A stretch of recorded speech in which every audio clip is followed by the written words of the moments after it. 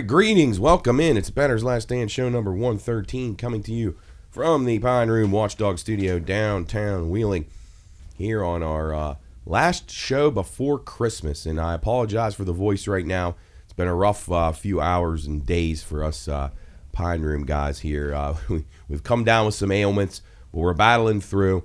We're going to do our very best here, so the show may be a little shorter today. See how my voice holds up, and hopefully we don't have any terrible coughing fits here on Watchdog Christmas Party Day here at the Watchdog Network. So thanks everybody for joining us. Hope you've been entertained by the shows throughout the last few months and are enjoying our newfound spot on the Watchdog here on Friday afternoon. So we're happy to be there. And again, thanks to Kayleen and Howard and Rocky and Lola and Bob and everybody at the Watchdog team for making us feel so welcome down here. It's going to be our third Christmas party today, I believe. I think it's our third. So yeah, we've had great times each and every time, and we hope you enjoyed the programs earlier today with Bear and Bob kicking it off, then Donnie, then us. So now it's time for some betting talk here as we get you ready for the playoff games here. The college football playoff kicks off tonight. Notre Dame and Indiana at South Bend. Battle of Indiana.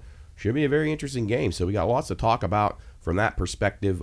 If you've been tuning into our high school basketball broadcast, which has been a little jumbled lately. We had guys out of town. We had people sick. So we'll get a regular schedule kind of ironed out. We worked on it. It's obviously had to be moved a few times and adjusted throughout. But we'll get settled in here to the routine after the holidays and get you all the college high school basketball that you want here from the local area. When you got Mountaineer basketball here, both the Mountaineer women and the Mountaineer men off to very good starts. So you can find all their games right here on the Watchdog Network as well. All right, let's recap last week. So this is show 113.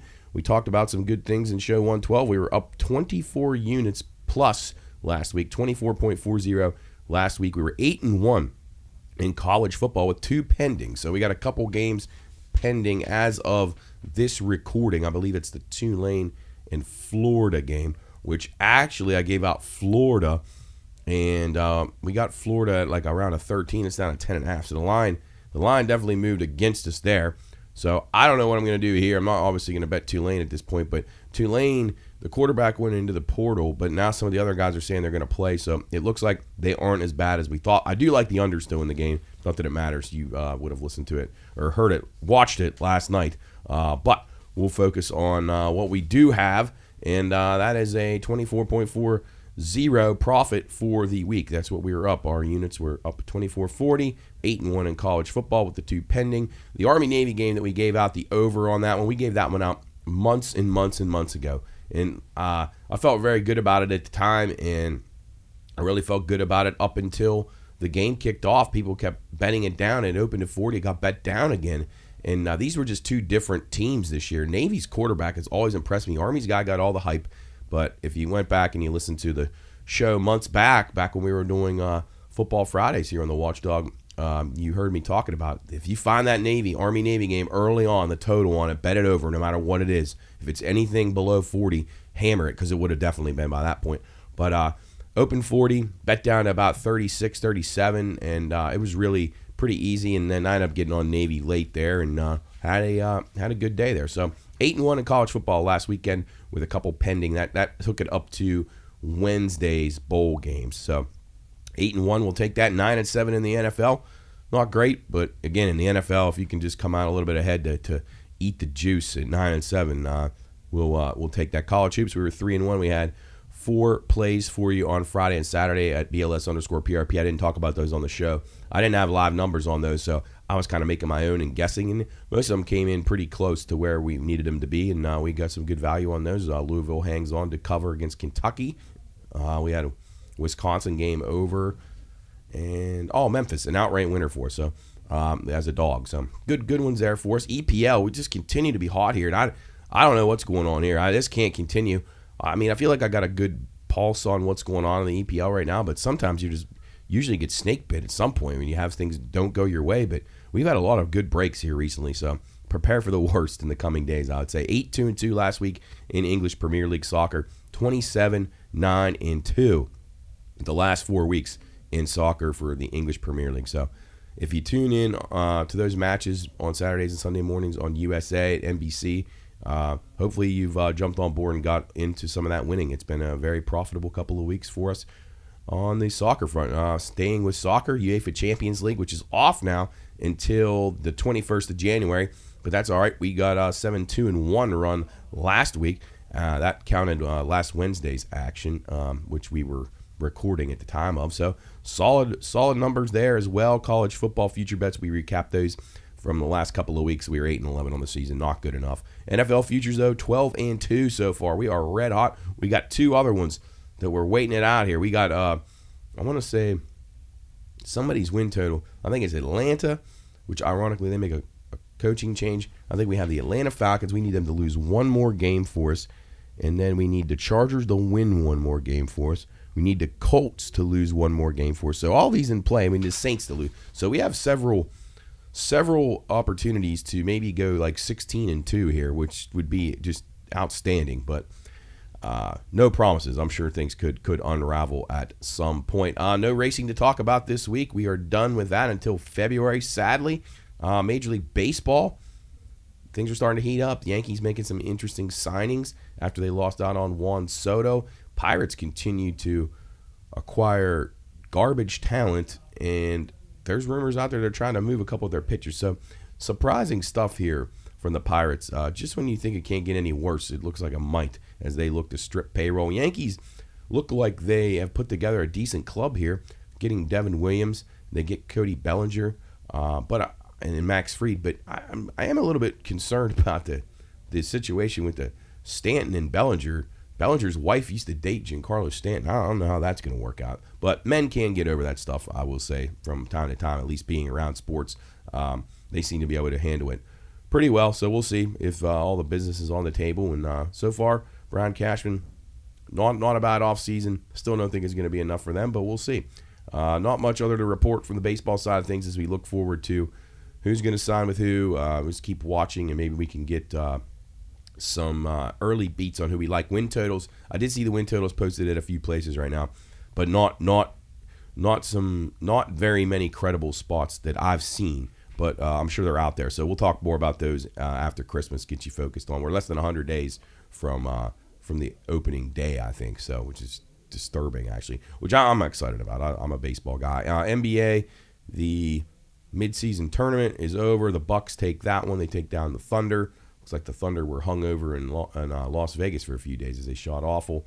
And all those games stayed under, so that's a trend to keep an eye on down the road. The NBA in-season tournament, unders all around. College basketball, as I said, we were 3-1 on some plays that we had. I'm going to start giving more of those out as I start to get a better feel here for college hoops. Conference play underway. No longer are we able to scalp the good numbers off of the line movement, so now we got to dig in and figure out who plays well in whose arena and those kinds of things. So playing people off losses and tough bounce back spots and things like that. So we'll incorporate all that. So be checking BLS_PRP on X to get the plays that I have. A lot of them I won't have numbers on by the time that we record the show. So if you want plays on Friday, Saturday, or Sunday, you'll need to go over to the X page or get your kids to do it, or somebody that you know that has a Twitter account or that can find that stuff on there.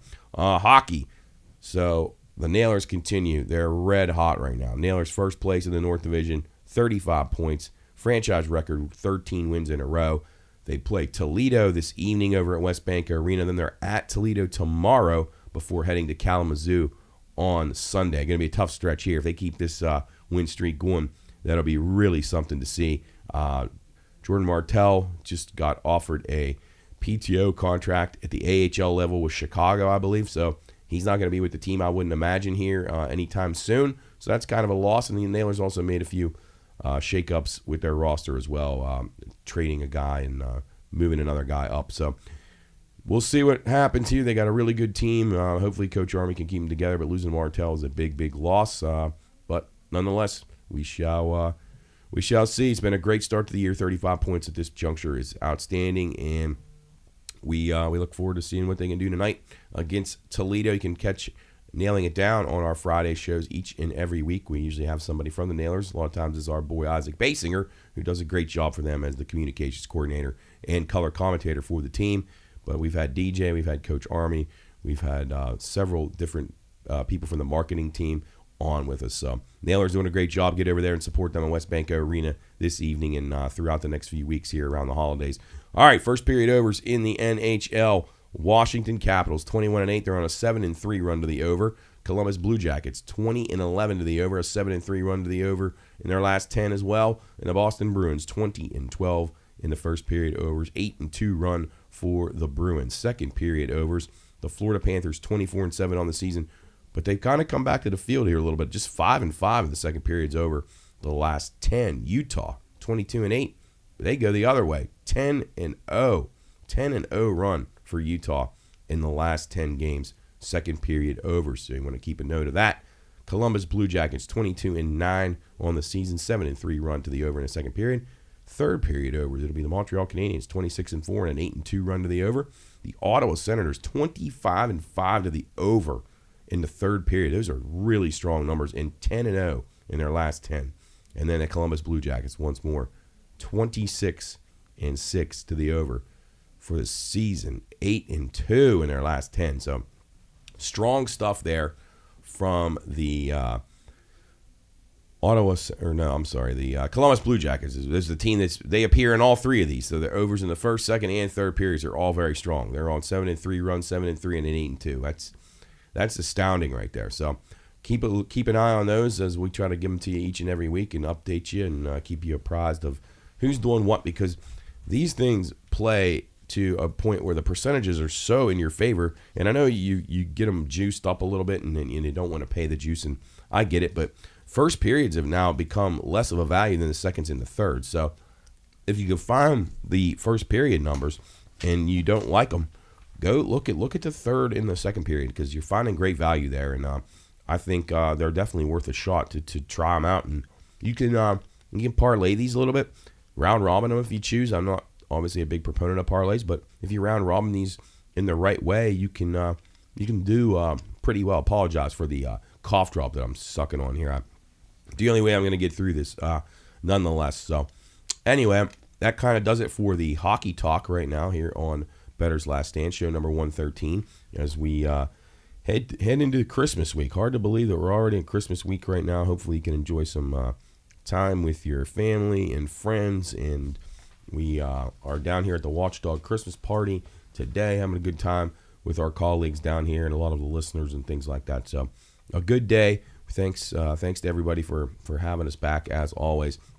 It's fun to have a home here on the Watchdog Network. All right, let's shift gears here now and go into some bad beats before we get into the football segment of the program. We're going to keep the show to about one segment today because, first of all, we don't have a ton of things because we're missing a few leagues that are, actions lesser, but we don't have the time. I don't think I'll make it more than an hour or so. So we'll do our very best here during this block to get everything covered comprehensively.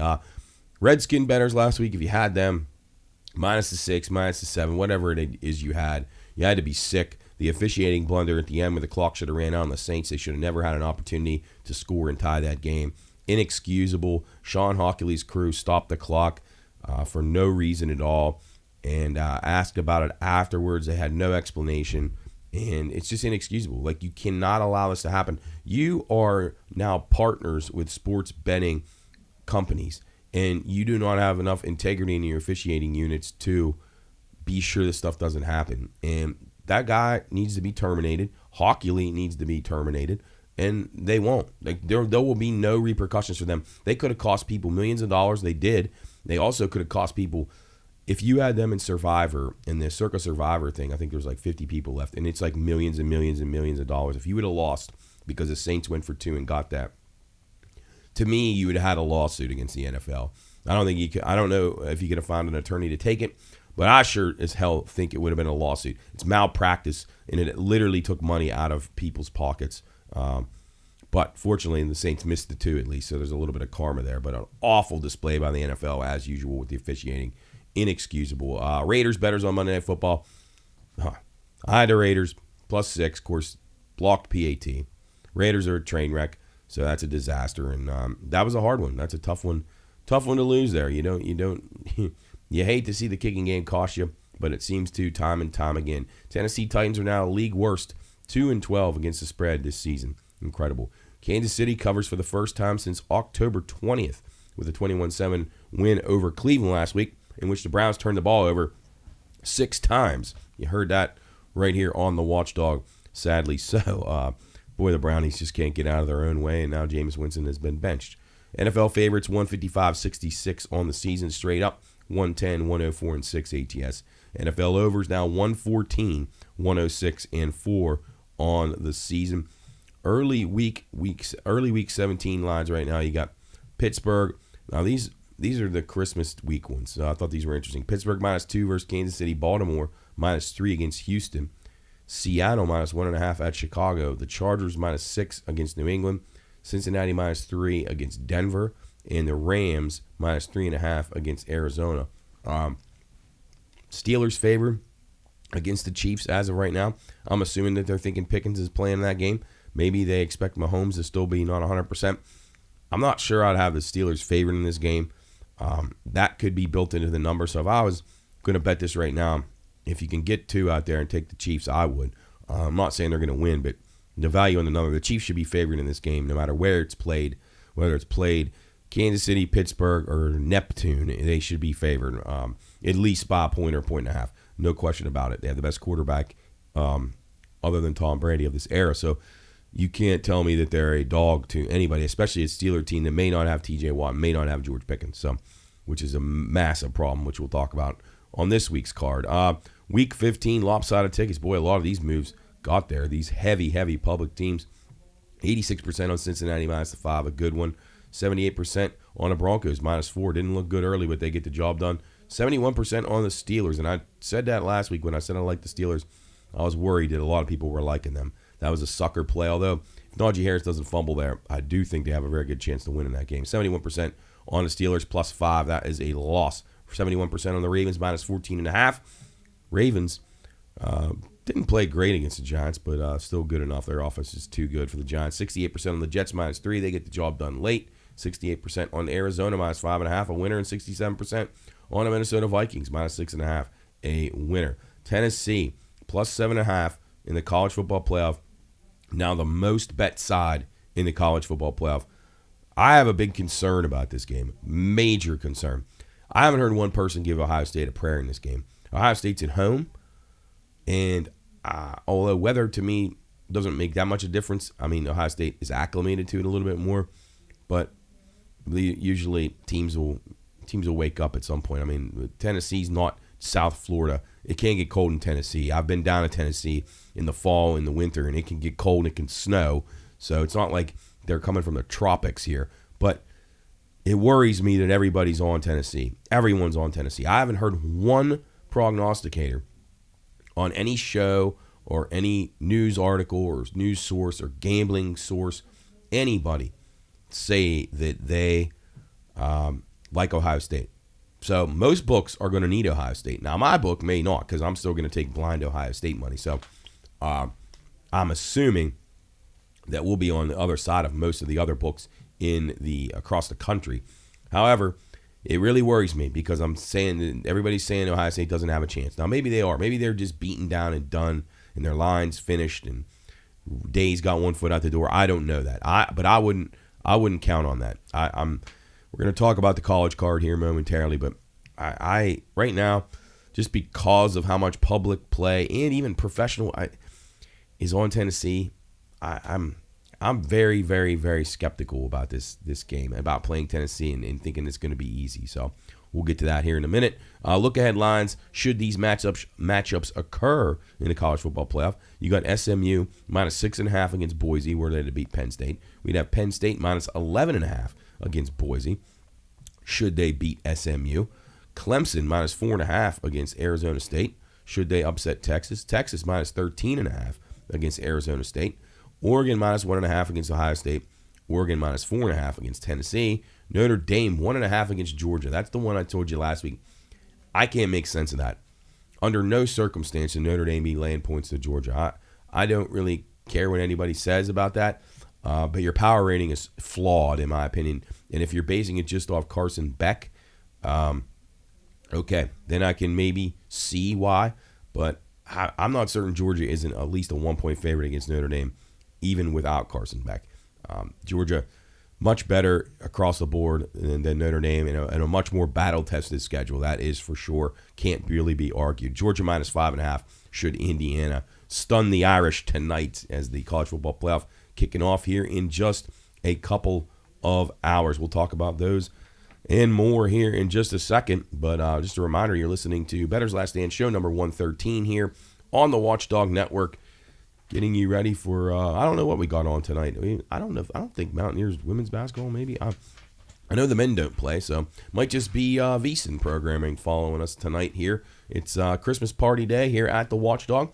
Having a good time down here in the studio with all our friends and colleagues. And again, thanks to the Fitzsimmons and Clough families for having us down here and they do such a great job making us all feel wonderful and welcome this time of year. And it's been a fun few years here at the Watchdog. All right, let's get into the football portion of the program. And as you know, it's all the football. We started off with the soccer. We've been on a massive run here in the EPL. We have a 27-9-2 record the last 4 weeks, so pretty strong. We have no Champions League until January 21st, so we're just focusing on the domestic leagues right now as the holidays approach, of course. And I just got notification Patrick Mahomes now off the injury report, so he will play. No doubt there in my mind that he was going to play anyway. That guy's superhuman in more ways than one. We'll have, so just so you know, around this time of year, soccer, the domestic leagues pick up. They play a lot of games for the holiday season. They got people off. It's very similar to us as far as the bowl games and the football and just having more things out there for people to come see. So you will see games popping up all over. You got games playing 4 and 5, actually 3 and 4 days difference in between games. So check it out. BLS_PRP, you want to find them. I'll have plays for next week as well as the Boxing Day plays, which is the day after Christmas over in the UK. And I'll have those posted. So I couldn't really look too far ahead of the Boxing Day because all these teams still play this week. So if you want additional plays, because we won't have a show next week because it's Christmas Day, we will give you all the updated plays that we have on BLS_PRP. All right, Manchester City and Aston Villa. Manchester City winless in their last 3. Now, they had a little situation where they righted the ship momentarily, but since then, they've really went downhill. Things are not good again for them, and I don't know what it is. They just seem like they're missing something. It might just be their guys are getting old right now. I'm not really sure. And Aston Villa, though, hasn't played great, but they've been okay, well coached. 6 of the last 7 in this matchup have been where both teams have scored, and 4 of the last 5 have went over. So I think there'll be a few goals here. I'm going to go with both teams to score in City and Villa on Saturday morning. Brighton at West Ham. It'll be Brighton plus 130, West Ham plus 185, the draw plus 275. Brighton winless in their last 4 overall. Have not played well. Not played well at all. I still lean to Brighton slightly here, but West Ham haven't beaten Brighton on their home field, which is West Ham's home field in London, since 2012. There's been a ton of draws in this fixture. So I'm going to lean to the draw there and go both teams to score as well in Brighton and West Ham. Nottingham Forest at Brentford. Our Brentford buddies, they continue to get it done for us and both teams to score. They score goals. That's one thing they definitely do. They're plus 130. The favorites here, plus 215 on Forest. The draw, plus 235. I like Brentford plus the 130. They've been really good at home, and they score a lot of goals. So I would lean to the over in that match too. It's a very low 2.5 there. Brentford can score for fun at home. They really are an impressive team to watch as far as scoring goes. They really link up well, and I like watching them. They're a little irresponsible defensively, so as far as winning a lot of matches, that probably won't happen, but they can play entertaining football. Newcastle at Ipswich Town. This one, to me, has had 5 straight overs, so to me, this is just a simple overplay. You can find 2.5 or 3. Newcastle and Ipswich. Newcastle playing pretty decently right now. Ipswich, though, always a tough place to play. They will surrender goals, but they should be able to get 1 at home, so I think Newcastle wins this game, probably like 3-1 or 4-2, something along those lines. Arsenal at Crystal Palace. London derby here. Arsenal minus 160 on the road at Palace. Palace plus 435. The draw plus $3. I think both teams to score is the way to go here. Arsenal's won 5 straight in the series, and they just played each other in the EFL Cup midweek with their lesser caliber team, which means they didn't play a lot of their starters, both teams. And Arsenal won the game 3-2. So 3 of the last 5 to the over. I like both teams to score in that London derby. That's usually a pretty safe way to go with it. But I'm curious to see how that plays out. Sometimes when you go on the road to a team that's across the city, it can be a little bit of an adjustment for you, and sometimes the teams struggle, which is weird. You sleep in your own bed and things like that, so it's not a true road trip. But these London derbies tend to play a little bit difficult. Southampton at Fulham. Fulham minus 240. That's stunner. But Southampton is very, very bad. $6 for them. They've lost 7 in a row. They're giving up a ton of goals. Fulham has won the last 2 against Southampton. So really, it's Fulham or pass here, but I'm not going to lay that kind of price. So we're going to go over the 3 here. I think there'll be some goals in that matchup. That one, a Sunday morning matchup. Chelsea at Everton. Chelsea minus 160. 3 of the last 5 in this fixture have stayed under the total. Plus 425 back on Everton and 310 on the draw. I'm going to go with Chelsea on the Asian handicap. They've been red hot. They've won 7 in a row. And we'll play them minus the 1.25 on the Asian cap. You can play them minus 1.5 or 1.75 too if you want the better price. But we recommend Chelsea on the Asian handicap. Wolves at Leicester City. It will be Wolves plus 175, Leicester plus 150. The total here, 2.5. I think that's a tad bit low. Leicester's won 3 out of 4 against Wolves. They've who's lost 4 straight overall. Wolves, that is. Last 3 in the series have went over. I like the over 2.5 there quite a bit in Wolves and Wolverhampton Wanderers. Bournemouth at Manchester United. Manchester United really not finding their footing anytime recently. They're minus 125 here, though. Plus 310 on Bournemouth, a draw. Plus $3 for the last 5 over in the series. I like the draw no bet on Bournemouth, which means if they draw, get a refund. Bournemouth, if they're able to win, you get a nice plus price. Not as good as the 310, but something in the 150 range, probably 125 to 150 range. And I like the over 3 here. I think there'll be some goals. Bournemouth has proven they can score goals too. They're very similar to Brentford. They're a dangerous club to play against. If you don't have your best game, they can exploit you. So we're going with Bournemouth, draw no bet, and over the 3 against Manchester United. And then the final game of the EPL, it'll be Liverpool and Tottenham. Tottenham plus 320 at home. Liverpool minus 135. Liverpool unbeaten in 20 straight games. 5 of the last 6 have went over in this fixture. To me, it's as simple as playing Liverpool and over. Do one of those parlays where you can get them both. I mean, you reduce it down a little bit and bring your price up. But Liverpool, a much better side here. Tottenham, a mess. And I don't think Tottenham will have anything for them here. At 3-point lane or whatever. No, actually, they're at Tottenham Hotspur Stadium now. I forgot they don't play at White Hart Lane anymore. But Liverpool should roll them pretty good there. And that'll do it for the EPL roundup this week on Bettor's Last Stand. Show number 113 coming to you from the Watchdog Studio downtown Wheeling. We'll dive into, let's see, we'll go to NFL next and then finish up with college since that'll take us into tonight's playoff game. All right, week 16 in the NFL. It's already here. Hard to imagine. It just seems like it started a couple of weeks ago. It seems like we just had Mike Florio on talking in the radio studio about the NFL season back in August.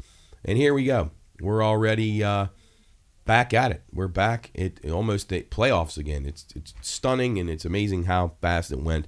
16 weeks in here as we started off the week last night. Excuse me. Thursday Night Football, Denver and Los Angeles last night. All right, Kansas City hosting Houston on Saturday. This is tomorrow at 1 o'clock p.m. on NBC. It'll be the Chiefs now up to 3.5-point favorites. That may go up more since we just got word that Mahomes will play for sure in that game. The total 42. I like the game under from the beginning, and I like Kansas City. So I played the 2.5 already, and I played the game under 41.5, which isn't the best number now because it went up to 42. So I might come back in on the under there, but I am on Kansas City and under there. KC defense strong. Houston defense strong. Houston offense has been iffy. KC, methodical offense. Ground and pound. They know they don't have the players. Although Hollywood Brown is back this week, so I'll be anxious to see if he and Mahomes can get on the same page. That could be an interesting connection there. Baltimore hosting Pittsburgh. Baltimore minus 6.5, the total 45. The 6.5 solely because Pickens and TJ Watt both questionable for this game. Now, I've heard mixed things. I've heard someone tell me Pickens absolutely playing 100%. These are media members. And then I most recently heard that he will not play. So I'm not sure. Watt apparently is going to try and play because they really need him. They're 1-10 without him when he plays in the last 11. So I would say that I was really high on the over in this matchup their first time, and it didn't materialize because neither team could score a touchdown. So it was a problem. I would be back on the over if Pickens plays in this game and over the 45. But I don't know. I can't lay 6.5 in a rivalry game here. I think Baltimore might have a shot at winning this game, but only if Pickens doesn't play. If Pickens plays, I will tell you, it won't surprise me if the Steelers go in there and beat them. If Pickens and Watt play, I would say you take 6.5 if you can find it right now, if you hope those guys will play, because that will not be the number if both of those guys are listed as they're going to be probable or going to play in that game. Lions taking on the Bears. Lions minus 6.5, the total 48. The Lions on a 6-0 run before playing Minnesota. I really like the Lions here. I think they absolutely smashed the Bears. I think the Bears have quit in every facet. I think Dan Campbell is an angry guy right now, and all these injuries piling up, and it really stinks for them. But I think that the Lions and probably the over in this game are probably pretty good. I think the Lions will probably score 40 themselves easily in this game and just humiliate the Bears is what I would expect. That one, a 1 o'clock kick on Sunday. Giants at Falcons. Falcons benching Kirk Cousins, and they're now an 8.5-point favorite. So, to me, it's very interesting. I know Cousins hasn't played well, but you're starting a rookie quarterback, and that's a lot of points to be laying. I like Michael Penix. I think he's going to be really good, but it's your first time ever. And I know the Giants are a team that look like they've quit, so maybe that's as simple as that. I like the under 42.5 in this game. I think it'll be a lower scoring. I think Atlanta will be a little bit guarded with Penix, but we shall see. I could be totally wrong. Penix might light it up and blow them out, but 8.5 for a rookie quarterback to be laying in his first start. Too many points. Not interested there. Philadelphia at Washington. Philly minus 3. Total 45.5. 10 straight wins for the Eagles, of course. And, oh, man. To me, the Eagles have struggled, though. I will say, they coming into the game before Dallas, I think they're like on an 0-8 run or ATS. So that worries me a little. I lean Redskins in this spot. I think they have a small shot here. I do like the under of 45.5. I think Philly will be methodical with the offense as we saw last week in the Steeler game. I think they'll try to be ball control and not get into an up and down the field performance with Jaden Daniels. But never know. It should be a good game. Two pretty good teams there. Washington hasn't played great in the last few weeks, but are due for a good game. Philly, to me, everybody's praising them. I'm still a little leery about them. They have some issues to me. I still think there's some internal combustion situation that could happen with that team. But we shall see. I may be way wrong, and they might just cruise through the NFC and beat everybody, which they have the talent to. There's no doubt about it on paper that they have a great team. Cleveland at Cincinnati. Pretty much the surrender flag has been hoisted today on the ship for the Browns. Bengals minus 7.5. And when you find out that Dorian Thompson-Robinson is going to be the starter for the Browns, they basically have zero chance of winning this game, and I don't even care. You know how I feel about Cincinnati. It's Cincinnati or pass for me, and I will go under 47.5. I don't even think the Bengals will need to score because the Browns won't cross midfield with Dorian Thompson-Robinson. I don't know what the fascination is with him. That's a game you can hear right here on the Watchdog, but I don't expect them to make many plays. I think there'll be turnovers. He's not a starting quarterback in this league. He's just not. It's very evident. No. Under 47.5, Browns and Bengals. Arizona at Carolina. Arizona laying 4 on the road to total 47. I'm on Carolina here. I didn't like him last week. I like Dallas. But I still thought Bryce Young, he looked very confused. Mike Zimmer did a really good job confusing him as a young quarterback last week. But I think that changes. Arizona's defense has overperformed this season. But I like Carolina at home catching points. They're playing a lot better, and I think this is a decent matchup for them. Carolina plus the 4, maybe a little sprinkle on money line at plus 185. Rams at Jets. It'll be the Rams minus 3. The total 46.5 in this contest. And the Jets now 0-7 at home versus the NFC West in their last 7 games. I actually lean towards the Jets in this game. The Rams are a team that's kind of been they're playing well, but they're walking a tight rope. So I feel like this could be a spot where they could stumble. Laying points on the road is a little iffy. Do I think the Rams are the better team? Absolutely. But I think the spot's a little bit tricky for the Rams. So I like Small recommendation on the Jets, but nothing strong. Tennessee at Indianapolis. Indianapolis minus 3.5. Total 42.5. Boy, the Tennessee Titans are 0-9 in their last 9 games before playing Jacksonville. So I don't know what that means right now. They're 4-1 ATS at Indianapolis, though. So you got some good, you got some bad. I lean Colts here. Don't want to lay 3.5. Mason Rudolph's in for the Titans.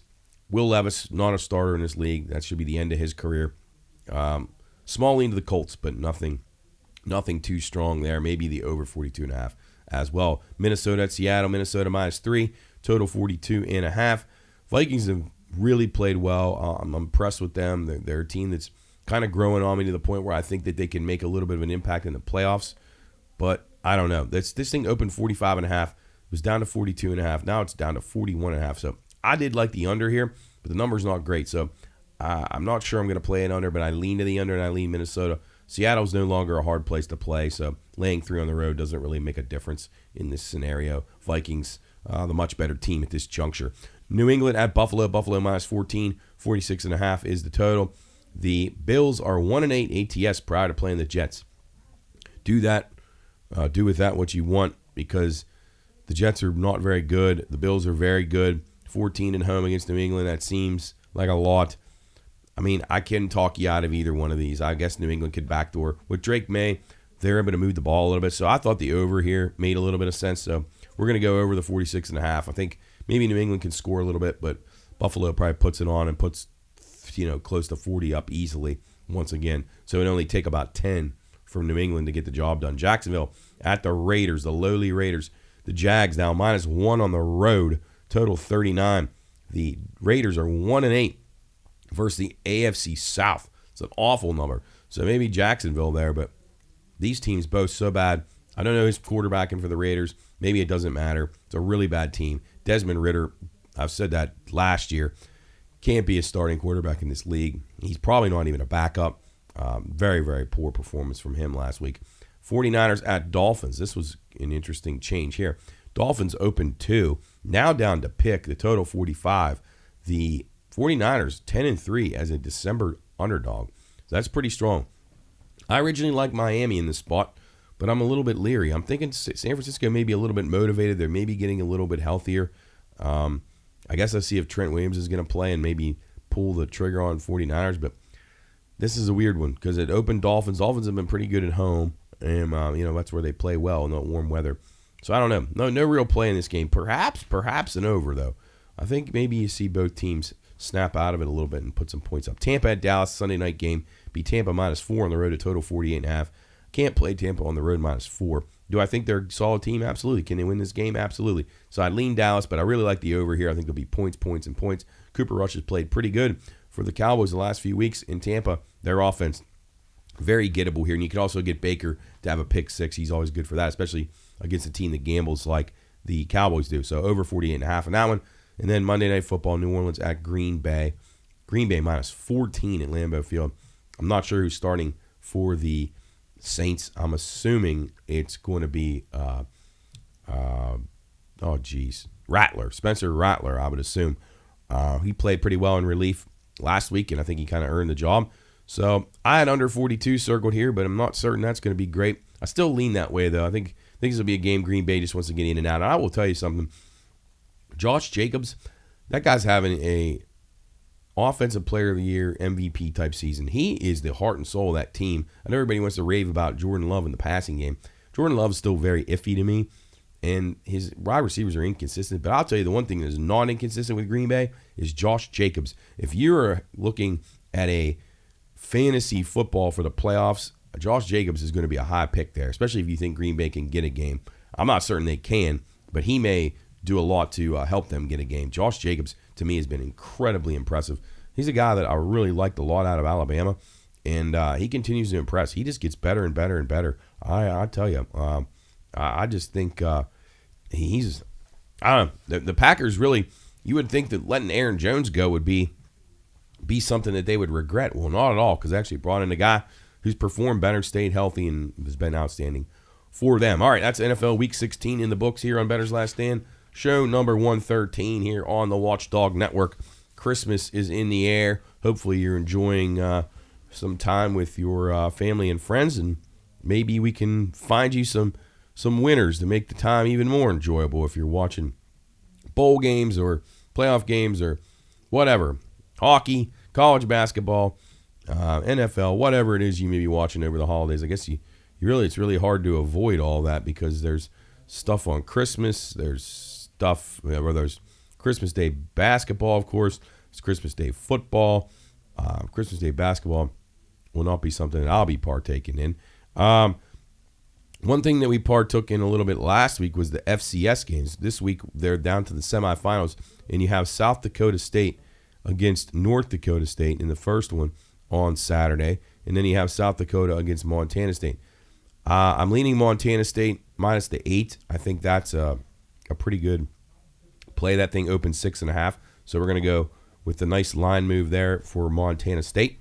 And then in the other game, I mean, this is a really tricky game because these teams, they know each other well. There's really not a whole lot of secrets in the whole mix. So the line opened 2.5. It's now up to 3 with South Dakota State. I think the over in this game is where I would go, 47.5. I think both teams capable of putting points up. So in those FCS games on Saturday afternoon, we're going to go with South Dakota State Jackrabbits and the North Dakota State Bison over a total of 47.5. And then in the 3:30 game, we will go with the South Dakota Coyotes on the road at Montana State Bobcats. We'll go with Montana State minus the 7.5 or 8 where it is right now. That's the FCS card for this weekend.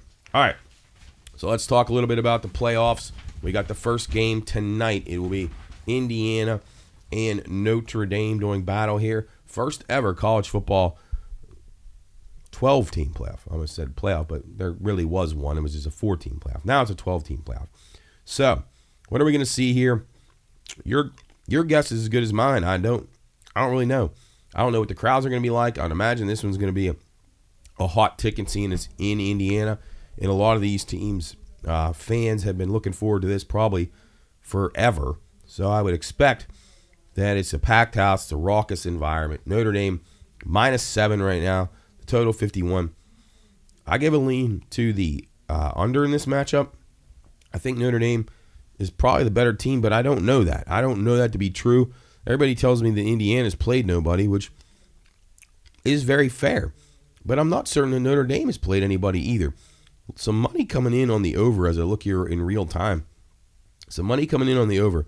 So I had recommended an under for this game, but the more that I'm looking into this, I'm thinking that I might be changing my bet as the number continues to move a little bit to the upside. You got some sharp money coming in on the over. So I really don't have a play in this game.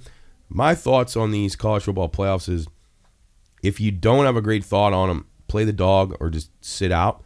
But I know nobody's going to want to sit out. So I had a small lean to the under here, but I'm rethinking that and a small lean to Indiana. Plus, if I could get to 7.5 with Indiana, I would be cool with that. But it's down to 7 at most places. So don't really have a strong recommendation for you in that one. Saturday's games, Penn State, the noon kick. They will host SMU. Penn State minus 8.5. The total 54 in this game. I do like the over in this game. Penn State can score, no doubt about it. SMU will have no choice but to try and score here. They'll be taking some risks. I do see some 9s popping up out there. There looks like there is a 9 at DraftKings right now. At Circa, it's still 8.5. So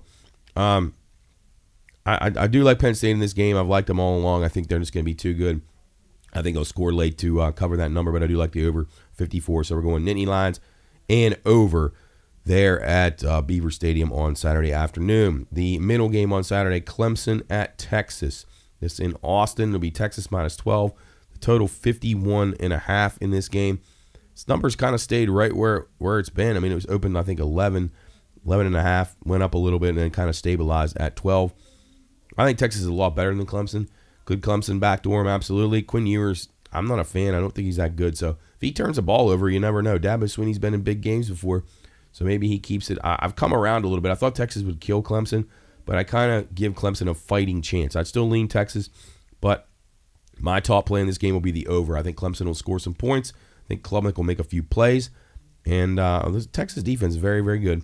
And obviously, the Longhorns have a lot of playmakers on offense, so we're going to go over 51.5. And then the nightcap, Tennessee at Ohio State. It'll be the Buckeyes minus 7, 7.5, 7.5 most spots. I see a few 7s and several 7.5s. 47.5 is the total. I actually see it down at 46.5 in some spots. So the under's coming in pretty strong here. As I mentioned early, no one giving Ohio State any prayer in this game, which is odd. They're at home, and they still have the second shortest odds to win the national championship, I believe. So to me, that's like a head scratcher. That's where I'm like, okay, why is nobody's on Ohio State? Like, what are we doing here?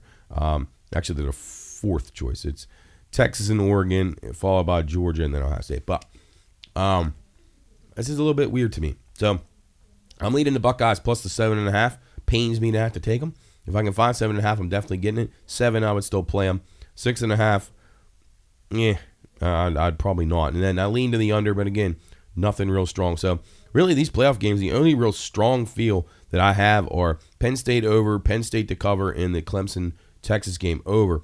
Everything else has been affected. My early gut thought was the Notre Dame game under, but as I think things through more, I think I like it over. So I probably should pass on that game. And then the same thing with Tennessee. I like Tennessee just a little bit, plus the 7.5, but now I've heard everybody picking them. So I'll be going with Ohio State in that game reluctantly. But I think Ryan Day wins that game, covers the number, and keeps his job for at least another week or another season. But we shall see. Nonetheless, playoff games should be very interesting. We'll continue to monitor and anything that we play or adjust based on weather. We could have some weather in both those games. Could be some snow in Indiana. Could be some cold weather at Penn State on Saturday. So we'll keep you apprised. BLS_PRP is where you want to be to find out the latest in the official plays once we confirm the weather's okay and that everybody's playing, and not that we have to worry about it that much with the playoff games. But these bowl games we're going to talk about now, we definitely have to worry about it. So I'm going to warn you right now, these bowl games are very liquid, meaning these things are changing by the minute. You have situations where guys are opting to not play, then guys that are saying they're going to the portal, but then in the last minute are playing. You've seen it a few times this week already, where you've had guys that have all of a sudden, I'm in the portal, but I'm going to play in the game, and they tell you that 6 hours before the game. So bet with your own risk here. This is a really tough situation, but you can also find value on this. If you can find the right side of the information, you can do a lot with it, because there's info out there. If you're on the right side of it, you are going to win. There's no doubt about it. Let's start it up with we had the game that would have been this afternoon, which was Rich Rod's team. We had that one under, and we have the Florida and Tulane game, which is going on right now. We had Florida and we had under in that one. So those picks were already given out last week. We'll see how they fare within the next few hours. All right, so Monday, skip ahead to Monday, was the next bowl games on the card. Coastal Carolina taking on UTSA. UTSA now up to 10-point favorite here, 57.5 here in the Myrtle Beach Bowl. Coastal Carolina quarterback is gone. They got lots of guys in the portal. So this looks like an easy play for the UTSA Roadrunners. I don't think it's going to be that easy. So I'm going under the 57.5 here, thinking that Coastal won't be able to move the ball a whole lot. UTSA probably will cover that number, but no, I'm not going to bank on that. We're going to go with the under in that game. That is the Myrtle Beach Bowl, 11 a.m. on Monday afternoon. Well, not Monday afternoon, Monday morning. Northern Illinois and Fresno State at the famous Idaho Potatoes Bowl in Boise, Idaho. Northern Illinois now -3. The total down from 42.5 to 40. So that's significant. I lean Fresno here, catching the field goal. I think they're pretty well coached. So I like the Bulldogs in this spot. I don't know about Northern Illinois. I know everybody thinks they're good because they beat Notre Dame, but I definitely don't. I like over here. I like the over 42.5, but I definitely like over 40. And sometimes, even though the line moves against you, if you have a strong enough feel on the game, you get a better number on it. So I'll gladly try to get it over 40 instead of having to get it up to 43. So we'll go over, and Fresno State in the in the famous Idaho Potato Bowl at Albertson Stadium in Boise, Idaho. Tuesday's bowl game. This is Christmas Eve. It'll be the South Florida Bulls taking on the San Jose State Spartans. This is a Hawaii Bowl. 8 o'clock Eastern on Christmas Eve, back in its normal spot when people are at church and everybody's getting ready for Christmas and you're looking down at your phone to see what South Florida and San Jose State are doing. Jeez, what kind of lives are we living? San Jose State minus 3.5 now after an opener of 2. They were the favorites on the opener. 62.5 was the opening spot, 60.5 now. I like the over in this game. Again, there's another one where it's dropped a couple points. We'll go over. Thought South Florida's decent on offense, and San Jose State's had a solid year. So I think both teams will be excited to be at that game, and you're going to see some points. So we'll go over 60.5 at the Hawaii Bowl in Honolulu. All right, Thursday. So no bowl games on Christmas Eve. Merry Christmas to everybody out there. Hopefully you enjoy a day of NFL and, well, NBA should you choose to partake. Thursday, it's December 26th. So when we'll get back into bowl action, 2 o'clock kickoff. It'll be the Pitt Panthers and the Toledo Rockets at the Game Above Sports Bowl in Toledo, in Detroit, Michigan. Short ride from Toledo at Ford Field where the Lions play. Pitt was 9.5-point favorite in this game. Now it's down to 7. So some money coming in on Toledo. I think Toledo looks like they're one of the most intact teams of all the bowl teams. So I'm going to play the Rockets plus the 7. I don't want to play it any less than that. But I think Toledo might have a shot of winning this game. Total is 51.5. I have no play there. It looks like Pitt has a lot of opt-outs. So that would concern me if I'm Narduzzi. Guys in the portal, people that's not going to play in this game. So we're going to go with the Rockets in the Game Above Sports Bowl at Ford Field on December the 26th. Rutgers at K-State. The Guaranteed Rate Bowl at Chase Field in Arizona. It will be K-State minus 7 in total, down to 50.5 from the opener of 51. K-State has had a ton of guys in the portal. I like Rutgers here. Well coached with Shiano. I think you'll have them fired up. They go out west to a nice city, warm weather. Rutgers will be pumped up for this game. They don't get to a whole lot of bowl games, but I think Shiano will have them ready. And I like the Scarlet Knights to hang in this game and possibly win the game. Plus the 7, maybe 225 on that money line looks pretty strong to me. The 68 Ventures Bowl at Hancock Whitney Stadium in Mobile, Alabama. It'll be Arkansas State at Bowling Green, or versus Bowling Green, sorry. BG minus 7 now, up from the opener of 6. Total up to 51 from 50. I like the over in this game. It's up a point. I'll still play it over. I think both teams put some points on the board in that one on Boxing Day, the 26th of December. Friday games, 12 p.m. kick. Cousin Jake, his final college game for the Oklahoma Sooners. And they got to take on Navy. Navy now catching 4.5. This was Oklahoma 8.5 early on. Now it's down to 4.5. Lots of defections for Oklahoma right now. Lots in the portal. Wide receiving core decimated. Not been a good year for Oklahoma's offense anyway. So I like under in this game, under the 45. And then I don't know how you don't play Navy. I won't be rooting for Navy, which is one of the few times I won't be rooting for Navy. But I like under in the game, and I would definitely lean Midshipman, who played very well last week. And I imagine they're going to be ready for Oklahoma. Oklahoma's going to have a tough time stopping Navy, and I think Navy will not have as tough a time stopping Oklahoma, unfortunately. Georgia Tech and Vanderbilt in the Birmingham Bowl. This one in Birmingham, Alabama, of course. Georgia Tech minus 3, total 51.5, up or down from the 52.5 opener. I lean Georgia Tech here. I think Georgia Tech's the better team. Got a good quarterback, good coach. I like over in the game as well. I think it'll be some points. So we'll go G Tech and over the 52.5. Texas Tech and Arkansas. This one at the AutoZone Liberty Bowl in Memphis, Tennessee. Arkansas minus 2 now from the opener of 2.5. The total down to 58.5 from the opener of 60. I liked it under. I'd still play it under the 58.5. I think both teams will be not, I don't want to say compromised on offense, but you have some guys in the portal. Arkansas did have a pretty bad defense most of the season, so maybe that is a concern, but nonetheless, I like that's a little too many points for me to try to get it over. So we're going to keep the unders going. Syracuse and Washington State in the DirecTV Holiday Bowl in San Diego. Beautiful bowl game this one is. Also on Friday, December the 27th. It'll be Syracuse now up to a 14-point favorite, up from the 6.5 opener. Here's a situation where Washington State's had like their entire team going in the portal. Maybe not to the extent of Marshall, but pretty significantly. and the total of 61 on the board. I'm going under there. I don't think Washington State will have a whole lot of offense. So we'll go with Washington State and Syracuse under in the DirecTV Holiday Bowl at Snapdragon Stadium. Maybe a good play on Syracuse, too. It could be a bloodbath. Texas A&M and USC in the SRS Distribution Las Vegas Bowl.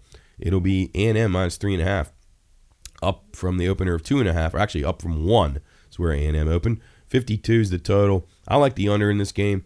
I don't think USC or Texas A&M really cares about this game. USC's already taken in guys, losing guys. It's already like free agency for them. They're worried about next season. So I don't expect a great effort out of this. I'd lean A&M, but I'm not certain they'll be very focused on this game either. I don't think either team is going to really – they're probably going to both like the trip to Vegas, but that's about it because the game's probably secondary. So we'll go under 52 in that one. Connecticut and North Carolina. This is the Wasabi Fenway Bowl at Fenway Park. North Carolina minus 2. Belichick will not be coaching in this game. The total 54. I like the over here, though. North Carolina's defense has been horrendous. UConn can score a little bit, so we'll go over there. I think there'll be an excitement in the North Carolina program for Bill coming in. So I expect they're going to want to show off and score some points for Coach Belichick. So going over in the Wasabi Fenway Bowl. Another game at a baseball field. Boston College in Nebraska at the Bad Boy Mowers Pinstripe Bowl in the Bronx. Beat Nebraska minus 2.5, down from the opener of 4.5. Total 45.5 in this game. No real feel in this game. I lean to the under, but nothing strong. Neither one of these offenses have impressed me at all the entire season. And when you play in those baseball fields, I don't know. Something about it just tells me that you could see some points, but I don't know that to be true. I lean to the under, which is completely contrary to what I just said. So I'm leaning to the under. I don't know why. It's just a gut, and we'll go with that. Louisiana Lafayette, which they're just Louisiana now, the Raging Cajuns against TCU in the New Mexico Bowl. It'll be TCU minus 13. The total 57, down from 59.5. TCU opened 8, so a 5-point move there. Louisiana got a lot of issues, guys going in and out of the portal. So TCU looks like the right side there, but I have no play in that one. My bowl game of the year, I gave this one out last week. Iowa State and Miami over the total. I think this is an absolute cigar smoker. I think there'll be a ton of points in this game. Miami looks like a lot of their guys are going to play. So we'll see. Now, that could change. That could quickly change. But as of now, we're going over, and that one's still my best bet on the card. Miami, Ohio, and Colorado State in the Snoop Dogg Arizona Bowl. Amazing. Snoop Dogg's got a bowl. It'll be Miami, Ohio minus 3. Total 42. Lean Miami, Ohio. Lean to the over. That's all I really got in that one. Then you got the East Carolina Pirates and the North Carolina State Wolfpack in the Go Bowling Military Bowl at the Navy Marine Corps Memorial Stadium in Annapolis. It's NC State minus 5.5, total 58.5. I originally liked East Carolina in this game, but then I saw they had a ton of departures, so I can't play them. We're going to go under 59 here. I think NC State stinks. So under 59 in that one between East Carolina and NC State. BYU and Colorado, Coach Prime minus 3, total 54.5. It's weird that they're conference teams, but they've only been conference teams for a little bit, so they don't really play each other. I lean to the over here, but I have no real feel in this game. I don't know what BYU's motivation is going to be. The Radiance Technologies Independence Bowl. Now, this was going to be Marshall, but it's not Marshall anymore. It's now Army and Louisiana Tech. So you got a lot of problems. Marshall's program completely fell apart. Louisiana Tech, I think they'll be kind of happy to be in a bowl game, but I don't think it's going to matter. Army minus 7.5. I think they blow them out, and I like the 44.5. I do lean to the over here. I think Army will be ready to put on a show after that bad performance against Navy. So lean to the over, take the Black Knights. Monday, December the 30th. This is 2 days before New Year's. We got a slow week. This is a 2:30 kick. It's the only bowl game that day. It will be the Iowa Hawkeyes and the Missouri Tigers in the Music City Bowl in Nashville. Missouri minus 3, the total 40.5. And this thing opened 43.5, is down to 40.5.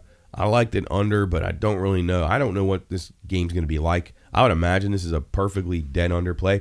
Missouri played a low-scoring bowl game last year against Ohio State, if you remember. Iowa is just every game they play is low-scoring. So we're going to go under the 40.5 in that one at the Music City Bowl.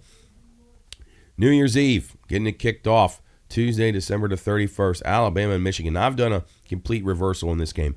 Last week, I didn't think that a lot of Alabama guys are going to play, but I found out they are. Jalen Milroe and some of the upperclassmen coming back. Find it refreshing, actually. They're kind of motivated. They're kind of rallying the team together. They were not happy about how their season turned out, and they're going to be kind of on a mission. Looks like going forward. They they absolutely should have been in the playoff.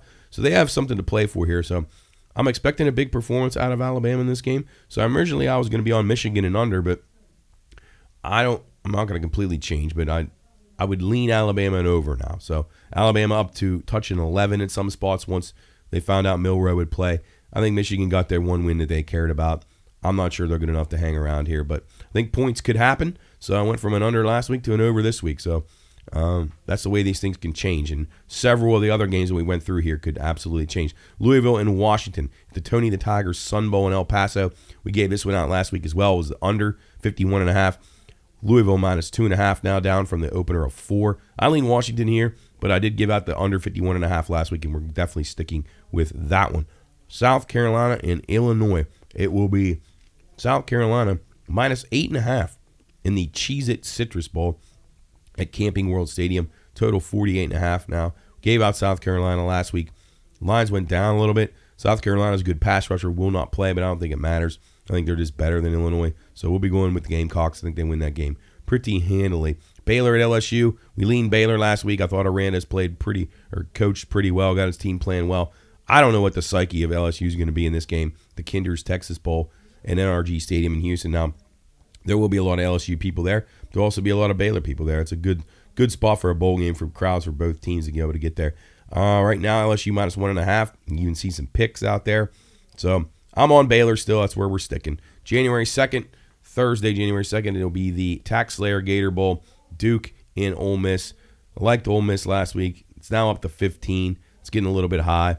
Probably just go with the under in this game. I think Ole Miss defense will be very hard for Duke to combat. So lean Ole Miss and to the under in the Tax Slayer Gator Bowl. Friday, January the 3rd, it'll be the North Texas Mean Green and Texas State Bobcats in the Serve Pro First Responder Bowl. This one coming your way from Dallas, Texas at Ford Stadium. It'll be Texas State minus 10. The total now 64.5. So a little bit of a decline in the total. It opened 68 down to 64 now. So what that tells me is people are heavy on this under. So that's where I'm going to go. We're going to go under in the ball game. Other than that, I really don't have a whole lot of insight. North Texas was a sneaky team. They had a really good offense. Then their defense has improved a lot. So I think under might be the right way. Minnesota at Virginia Tech, we gave this one out last week, is one we liked early on. It'll be the Gophers minus 6.5. The total 42.5. We're sticking with the Gophers minus the 6.5. Get anything under their touchdown there. I think they beat Virginia Tech pretty handily. Buffalo and Liberty. Liberty was the favorite, but their quarterback's already transferred to another school. So that's a problem. And now Buffalo minus 2.5. The total 52. I would lean to the under here now. You got no quarterback for Liberty, so that could be a problem on offense.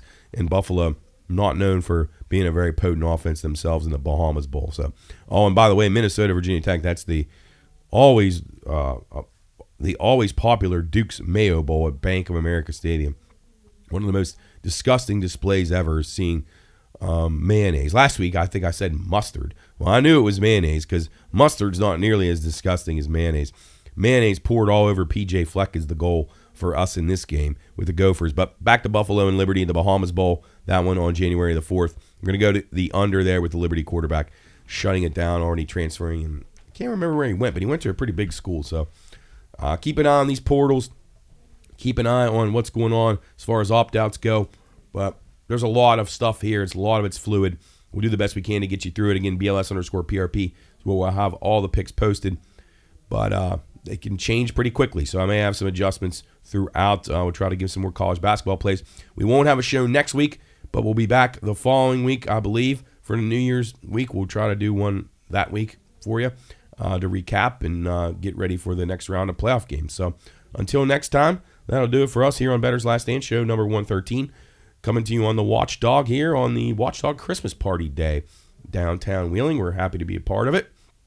So stick with us on the Watchdog Network throughout the weekend for all your latest updates on what's going on with the Watchdog Network and all the things we got going here. High school basketball in full swing. It's going to be the holidays over the next couple of weeks, so you may see some adjustments in your shows and things like that. I know us Pine Room guys will be back on Monday and Tuesday, before taking a few days for Christmas towards the end of the week. So we look forward to that. Check out those shows as well as all the other great shows here on the Watchdog Network. I'm not sure what Howard and Bob and everybody else are doing for next week, but I'm sure it'll be a limited schedule. But nonetheless, you'll have wonderful programming right here on the Watchdog Network as always. So I appreciate you listening.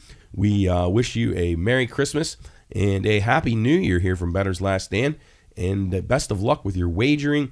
And enjoy your time with your family. Enjoy some relaxation. And stay healthy. Stay happy.